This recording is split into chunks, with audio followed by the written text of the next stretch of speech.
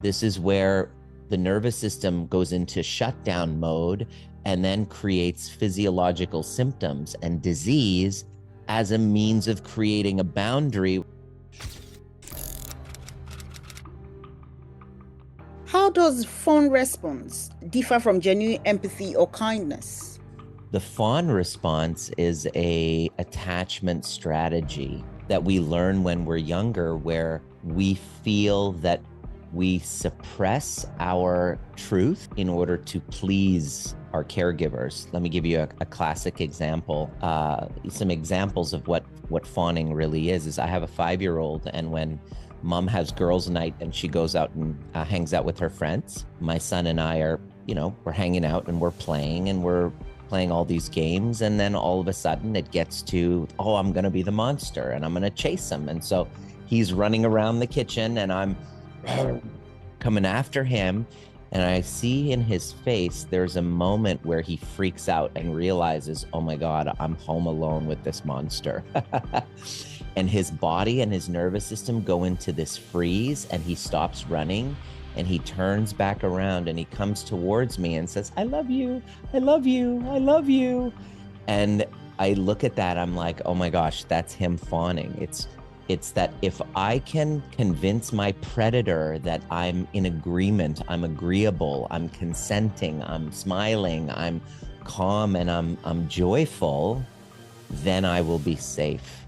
So the fawn response is a strategy, developed over time, where we abandon our truth, our true expression, in service making the other person feel comfortable and safe. So it can be telling people yes when your body says no, that you don't want to do it. A big example of this was when I was dating this girl after I got a divorce. I took her out to this Indian restaurant. I really wanted to impress her, and I ordered her food and she said yes, and she's like smiling and eating.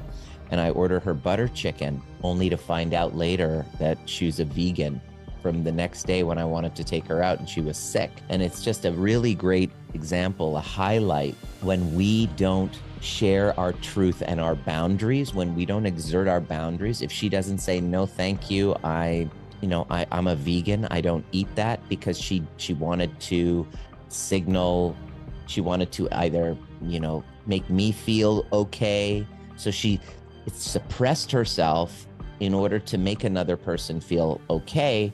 Our body then becomes the boundary. This is where the nervous system goes into shutdown mode and then creates physiological symptoms and disease as a means of creating a boundary when we don't have the capacity to get a boundary, because we're fawning, we're people pleasing. And fawning and people pleasing is such a insidious thing that we learn and develop into, that it develops into our character. We become a person who just has manners or who has empathy, right? And so where does this cross the line between, the question is a very valid question, is does this cross the line between a genuinely kind person and somebody who does it at their own expense and Right. fawns and people pleases as a trauma response? The answer to that is in the animal body. Fawning is a betrayal of the animal body. So if you tell me, for example, you said, Nima,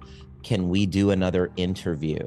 And my body goes into constriction, and then I say, Grace, absolutely, sure, I would love that.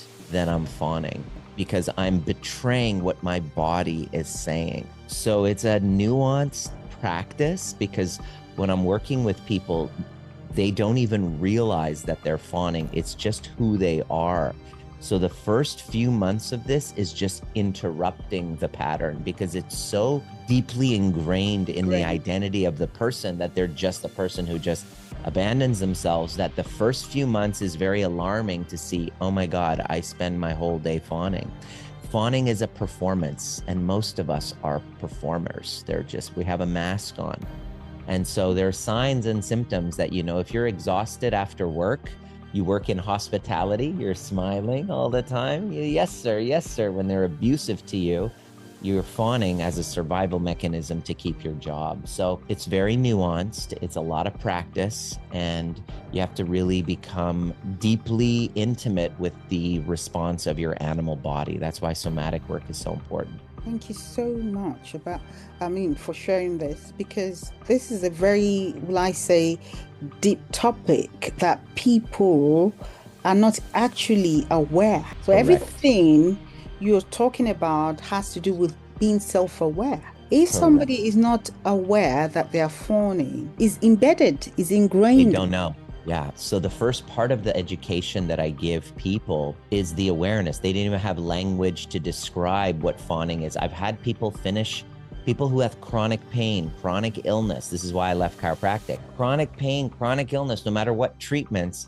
they don't realize that the pain and the illness is actually their body working for them, because they betray themselves so much. Their body needs to be the front lines, so it shuts down with digestive problems, so you can say, no, I'm a no for this. It's my symptoms, my irritable bowel. I can't come to Christmas.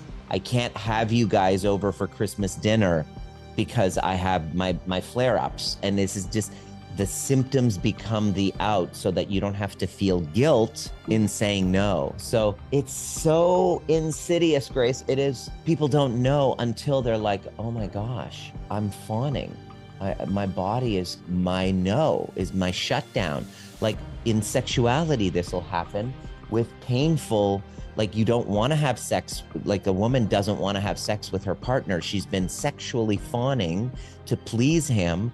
And then all of a sudden she'll get vulvodynia, like sexual symptoms that now she's like, I can't, it's my body right now. The body then says no. So this becomes something so deeply ingrained in your psyche and your identity and your upbringing that the people who I'm helping through this are shocked to see how much they live by betraying and abandoning themselves. And rewiring this pattern is a lifelong process of conscious awareness and self-awareness. Thank you. So in essence, people need to be educated in this area if they want to heal. It's a training. I tell them, I said, you don't need therapy, you need training. So it's like a new muscle. It's like saying no, when somebody's upset, it doesn't feel safe, right? So the only time that I can be safe is when other people are happy. That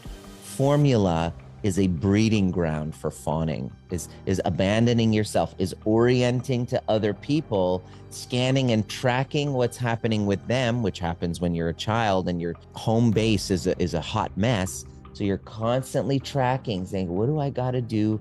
Who do I have to be to put a smile on everybody's face and make everybody happy so that I can feel safe?